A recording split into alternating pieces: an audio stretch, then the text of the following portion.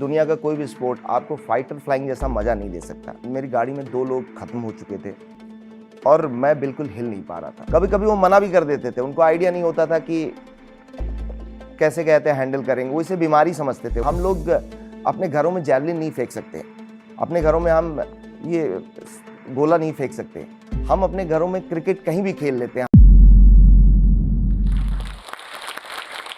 मेरा नाम squadron leader अभय प्रताप सिंह है और मैं भारतीय वायुसेना से रिटायर्ड हूँ। रिटायरमेंट से पहले मैं भारतीय वायुसेना में मिग 27 नाम का लड़ाकू विमान उड़ाता था और अब मैं व्हीलचेयर पे आ गया हूँ। मैं एक बहुत ही मॉडरेट मतलब लोअर मिडिल क्लास फैमिली से आता हूँ। मेरा परिवार का जुड़ाव गांव से भी है, मैंने खेती भी करी है, मैंने भैंसें भी पाली हैं। और एक समय था जब मेरे स्कूल की फीस भी टाइम पे नहीं जमा हो पाती थी और मुझे उसकी वजह से स्कूल में टीचरों से सुनना भी पड़ता था और कभी-कभी मुझे क्लास भी नहीं अटेंड करने दिया जाता। 12th के बाद मैं पूरी तैयारी कर रहा था कि मैं इंजीनियरिंग करूँगा। इंजीनियरिंग की पढ़ाई कर रहा था, सब कुछ छोड़-छाड़ करके।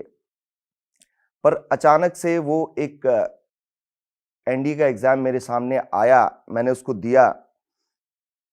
मेरा जब उसमें सिलेक्शन भी हो गया, उसके बाद भी मैं जाना नहीं चाहता था क्योंकि मेरे घरवाले इसके खिलाफ थे। उनको लग रहा था कि ये लड़का पढ़ने में तेज है, ये बड़ा आदमी बनेगा, तो उनकी जो फाइनेंशियल दिक्कतें हैं वो सब ये दूर करेगा। तो वो नहीं चाहते थे कि मैं फ़ौज में जाऊँ। पर मुझे मेरे एक दोस्त ने एक फ़िल्म थी टॉप गन, वो इस बीच में दिखा दी, यानी मेरे सिलेक्शन होने और मेरे एनडीए जॉइन करने के बीच में। और वो जो टॉम क्रूज़ का लुक था वो देख कर के वो मेरे दिमाग में ये घर कर गया कि भाई ये चीज़ है जो आपको करनी चाहिए। इंजीनियर बनने के लिए आप नहीं आए हो उस धरती पे, ऐसा कुछ करने के लिए आए हो जो बिल्कुल अलग हो, जिसमें आपको सोचना ही ना पड़े कि अरे क्या कर रहे हैं, वही सेम रूटीन है दिन भर का। तो मैंने मन बना लिया कि अब तो मुझे एयरफोर्स में ही जाना है। और चूँकि मेरे माता-पिता इसके खिलाफ थे तो मैंने उनको बताया ही नहीं कि मैं जा रहा हूँ। जिस दिन मुझे जाना था, यानी आखिरी दिन मेरी ट्रेन थी जिस दिन, उसी दिन मैंने उनको डिस्क्लोज़ किया कि मैं तो एनडीए जा रहा हूँ। तो जब मैं एनडीए पहुँचा, एक बार फिर मुझे झटका लगा कि मुझे लगा था ये बहुत आसान होने वाला है। एयरफ़ोर्स है, एयरफ़ोर्स में कौन-सा फिज़िकल वगैरह कुछ होता नहीं होगा, ये तो दिमाग का खेल है। लेकिन जब मैं एनडीए पहुँचा तो मुझे 2 दिन के अंदर समझ में आ गया कि ये उतना आसान नहीं होने वाला है। पहली बार मैं जब क्रॉस कंट्री दौड़ने के लिए निकला था, जो कि उस टाइम पे एनडीए में 11 किलोमीटर की होती थी, तो मुझसे 1 किलोमीटर भी नहीं दौड़ा गया था। 1 किलोमीटर के बाद मैं सड़क पे गिर गया और मेरे मुँह से झाग निकलने लगा था। तो तीसरे-चौथे दिन ही मैंने डिसाइड कर लिया कि भाई सॉरी कहते मुझसे गलती हो गई है और मैं वापस जाकर के इंजीनियर ही बन जाता हूँ, वही ठीक है।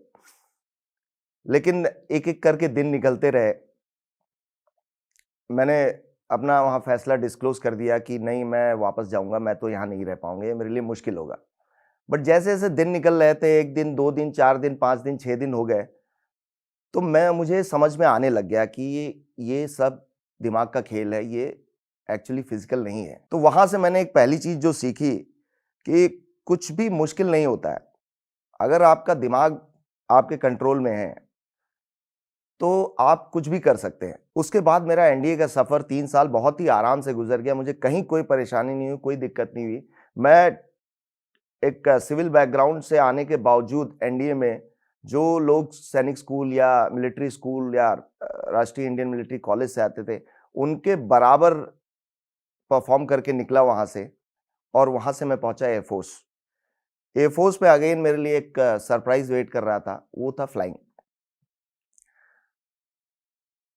फ्लाइंग एक ऐसी चीज़ है जो आप पहले कभी कर भी नहीं सकते। बाकी सब चीज़ें आप थोड़ा बहुत फिज़िकल वगैरह कर सकते हैं, लेकिन फ्लाइंग एक ऐसी चीज़ है जो आप पहले कहीं भी आपको उसका एक्सपोज़र मिलना नामुमकिन सा है।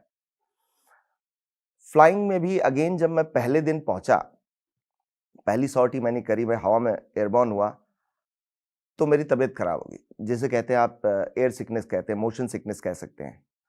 और मुझे एक बार फिर बोल दिया गया कि ये बहुत मुश्किल है तुम्हारे लिए, तुम नहीं कर पाओगे। बट वहाँ से वो पहली 1-2 सॉर्टीज़ में मुझे इस तरह की दिक्कत हुई, लेकिन मैंने फिर उस पे वर्क करना शुरू किया। मैं डॉक्टर्स से मिला, हमारे एविएशन मेडिसिन के डॉक्टर्स होते हैं, मैं उनसे मिला, मैंने उनसे सीखा, चीज़ें सीखी कि क्या करने से ये मोशन सिकनेस पे विजय प्राप्त करी जा सकती है। और 1 हफ्ते का ब्रेक लिया, उसके बाद 1 हफ्ते बाद मैं वो सब एक्सरसाइज़ वगैरह करके, वो प्रैक्टिस करके दोबारा कॉकपिट में पहुँचा और फिर मुझे कभी कोई दिक्कत नहीं हुई। तो अगेन यहाँ से मुझे फिर समझ में आया कि इट्स ऑल मेंटल। अगर किसी ने बोल दिया कि आप नहीं कर सकते हो और आप उस पे फँस गए, उसके मायाजाल में कि आप नहीं कर सकते हो, तो फिर आपके लिए निकलना मुश्किल हो जाएगा। लेकिन आपको अगर अपने ऊपर भरोसा है, तो हर चीज़ के रास्ते हैं, बस वो रास्ते आपको ढूँढने पड़ते हैं। 1999 के कारगिल की लड़ाई के तुरंत बाद मैं एयरफोर्स में फाइटर पायलट बन गया था। एयरफोर्स का मेरा सफ़र चूँकि कारगिल हो चुका था और उसके बाद कोई लड़ाई नहीं हुई, तो बहुत ही आराम से कटा। फ्लाइंग एक ऐसी चीज़ थी कि जिसे करने में बहुत मज़ा आता था। मुश्किल था, टफ़ था, चैलेंजिंग था, लेकिन मज़ा बहुत आता था। शायद कोई भी स्पोर्ट, दुनिया का कोई भी स्पोर्ट आपको फाइटर फ्लाइंग जैसा मज़ा नहीं दे सकता। तो जैसे ही मेरी ज़िंदगी इसमें सेटल हो रही थी, मुझे मज़ा आने लग गया था।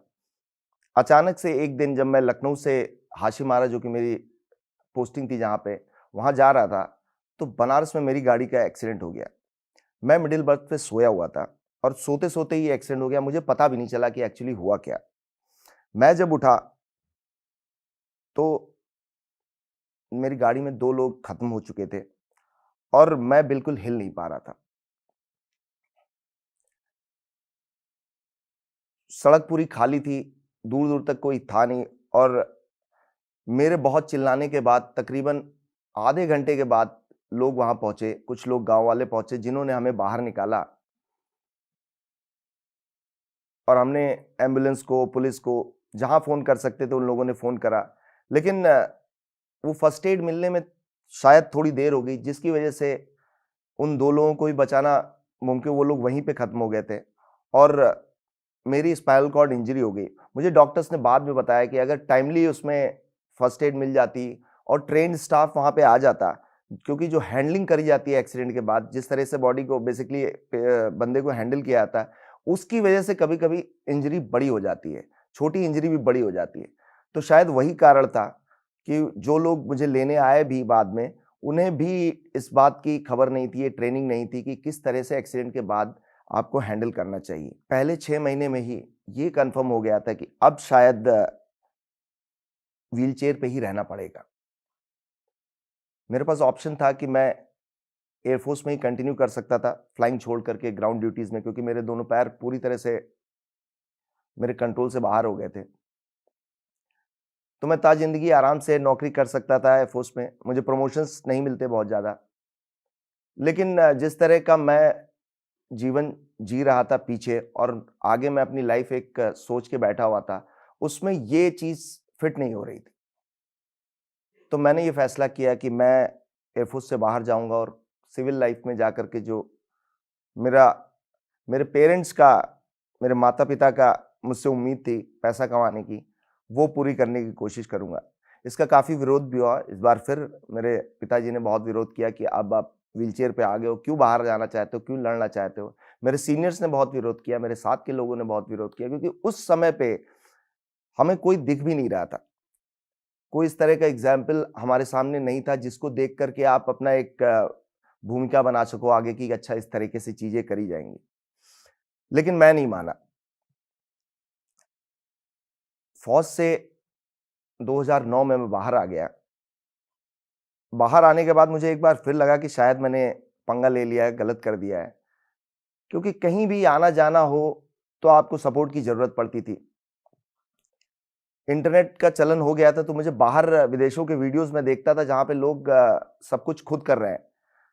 लोग काम कर रहे हैं, गाड़ियाँ चला रहे हैं, लेकिन हमारे यहाँ ऐसे लोग मिलना बहुत मुश्किल हो रहा था। आप अकेले ट्रैवल करना बहुत मुश्किल था, बस में चढ़ नहीं सकते, ट्रेन में चढ़ नहीं सकते। उस समय तो एयरलाइन में भी चढ़ना बहुत मुश्किल था, क्योंकि सीढ़ियों वाले रैंप हुआ करते थे, सीढ़ियाँ हुआ करती थी जिस पे वो उठा के ले आते थे। कभी-कभी वो मना भी कर देते थे, उनको आइडिया नहीं होता था कि कैसे कहते हैं हैंडल करेंगे, वो इसे बीमारी समझते थे, वो डिसेबिलिटी को बीमारी की तरह बोलते थे। तब मेरे मन में एक ख़्याल आया कि मैं ये चीज़ जो मैंने करी है, यानी व्हीलचेयर पे आने के बाद काफ़ी तेज़ी से मैं सिविल लाइफ में एस्टैब्लिश हो गया था। मैंने अपना बिज़नेस सेट कर लिया था, मेरे अंडर में 20-25 लोग काम कर रहे थे। तो क्यों ना ये चीज़ मैं दूसरे लोगों को भी सिखाऊँ। इसके लिए मैं एक रिहैब सेंटर खोलने का प्लान बना रहा था, लेकिन उसमें बहुत पैसा लगने का चांस था। उतना पैसा मेरे पास था नहीं।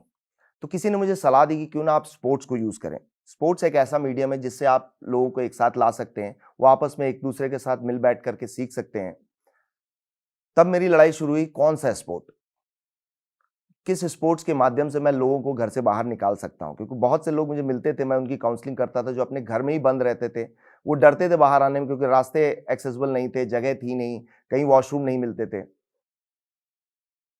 तो मुझे क्रिकेट एक ऐसा स्पोर्ट लगा जिसके माध्यम से, क्योंकि क्रिकेट एक ऐसी चीज है इंडिया में जो बच्चे, बूढ़े और जवान, डिसेबल्ड, नॉन डिसेबल्ड, हर कोई खेलना चाहता है, चाहे महिलाएं हों चाहे पुरुष हों। और शायद मेरा फैसला सही था, क्योंकि उस क्रिकेट के नाम से अगले कुछ ही दिनों में मुझे बहुत सारे लोगों के फ़ोन आने लगे, मैसेज आने लगे, जो कि व्हीलचेयर पे बैठे होने के बावजूद क्रिकेट खेलना शुरू करना चाहते थे। और वहाँ से हमारा सफ़र शुरू हुआ व्हीलचेयर क्रिकेट इंडिया एसोसिएशन का। हमने 2015 में ये शुरू किया था, 2016 में हमारी स्टेट्स की टीमें बननी शुरू हुईं। 2017 में तकरीबन 12 स्टेट्स की टीमें बन गई थी और हमें ठीक-ठाक सपोर्ट मिल रहा था। 18 में हमने अपना पहला इंटरनेशनल किया। हम बांग्लादेश गए, ढाका में हमने बांग्लादेश की टीम के साथ खेला, उनको हम वहाँ हरा के आए। और उसी साल सितंबर में हम पाकिस्तान के साथ खेलने के लिए दुबई गए। हमारे पास पैसे नहीं हुआ करते थे, बहुत ज़्यादा स्पॉन्सर्स हमें मिलते नहीं थे। शुरुआत के जितने भी टूर्नामेंट्स हुए वो बहुत हद तक मैंने अपनी पेंशन की सेविंग से ही करे हैं। पाकिस्तान का टूर्नामेंट पहला था जब हमें मुथूट ग्रुप ने बुला करके स्पॉन्सरशिप दी थी, हमें मांगना भी नहीं आता था उस टाइम तक। व्हीलचेयर क्रिकेट के माध्यम से बहुत लोग ऐसे थे जो अपने घरों से भी नहीं निकले थे, उनको ये भी नहीं पता था कि वो अकेले ट्रैवल भी कर सकते थे, पर क्रिकेट के जुनून की वजह से वो अपने घर से निकले। गांव से, छत्तीसगढ़ के आदिवासी इलाकों से, गुजरात के आदिवासी इलाकों से वो लोग निकल करके ट्रेनों में अकेले सफ़र करके दिल्ली, लखनऊ, बैंगलोर जैसे शहरों में पहुंचे। और आज वो लोग जो उस समय हमेशा एक अटेंडर लेकर के चलते थे, एक अटेंडेंट उनके साथ चलता था, आता था, आज वो लोग अकेले ट्रैवल कर रहे हैं। और बहुत सी ऐसी कहानियां हैं जिन्होंने कभी सोचा भी नहीं था कि वो इस तरह के काम कर पाएंगे। वो एम्प्लॉयड हैं आज की डेट में केवल क्रिकेट की वजह से। कि जो लोग नौकरी करने की नहीं सोच पा रहे थे वो आज नौकरी भी कर रहे हैं, शादी भी कर रहे हैं, उनके बच्चे भी हो गए हैं। ये सब केवल एक स्पोर्ट क्रिकेट के माध्यम से संपन्न हो पाया है। और ऐसी एक आध स्टोरीज नहीं है, ऐसी बहुत स्टोरीज हैं। तो इसीलिए मैं सरकार से भी और प्राइवेट सेक्टर से सबसे हमेशा जहां भी मिलता हूं, मैं उनसे ये रिक्वेस्ट करता हूं कि ऐसे स्पोर्ट्स पे ज़्यादा इन्वेस्ट करना चाहिए कि जो डिसेबल्ड कहीं भी खेल सके। क्योंकि हम लोग अपने घरों में जैवलिन नहीं फेंक सकते, अपने घरों में हम ये गोला नहीं फेंक सकते, हम अपने घरों में क्रिकेट कहीं भी खेल लेते हैं, हम कॉरिडोर में खेल लेते हैं, हम गली में खेल लेते हैं, ग्राउंड मिल गया तो ठीक, तो नहीं खेल, कहीं भी खेल सकते हैं।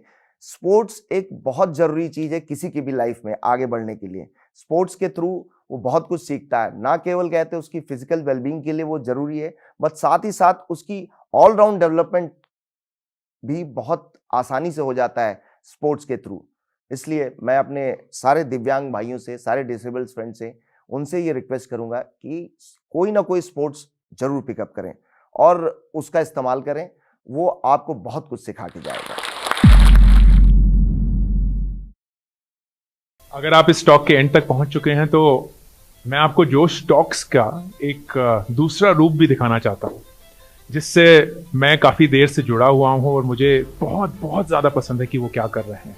जोश टॉक्स ने एक नया ऐप लॉन्च किया है जिसका नाम है जोश स्किल्स। अब वो नया नहीं रहा, काफ़ी टाइम से है, लाखों लोग उसको अब यूज़ करते हैं।